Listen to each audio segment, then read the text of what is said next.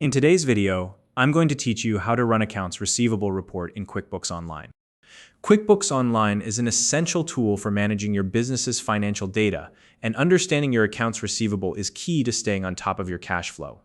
Whether you're tracking outstanding invoices or analyzing customer payment trends, running an accounts receivable report gives you the insights you need. If you're new to QuickBooks Online, you can use the link in the description to sign up and get started. Now, let's dive into the tutorial. First, start by opening your QuickBooks Online dashboard. This is the main page you see after logging in, where you can access all of your business's financial tools and reports. Once your dashboard is open, look toward the left-hand side of your screen. There, you'll find a vertical navigation panel. This is where most of your QuickBooks tools are organized. Next, locate the tab labeled Reports in the left panel and click on it.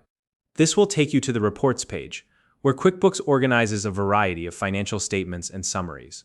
From here, look for the section called Standard Reports. This section contains pre-designed report templates that make it easy to analyze different aspects of your business. Now, to quickly find the accounts receivable reports, use the search bar at the top of the page. Simply type in the words Accounts Receivable. QuickBooks will automatically filter the results and present you with a few options. Among these options, you'll see two key reports: Aging Summary and Aging Detail. The Aging Summary provides a high-level overview of outstanding invoices grouped by how long they've been due. If you're looking for a more detailed breakdown, the Aging Detail shows individual invoices and their specific due dates. Decide which report best fits your needs and click on it to generate the data. Once the report opens, you can customize it to better suit your requirements. At the top of the report, you'll see a toolbar with options to adjust the report's settings. Here, you can change the report period to focus on a specific time frame, such as the current month or the last quarter.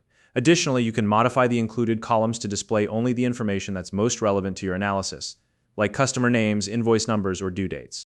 And that's it. By following these steps, you'll have a clear and customized view of your accounts receivable, helping you make informed decisions for your business. If you found this video helpful, please like and subscribe.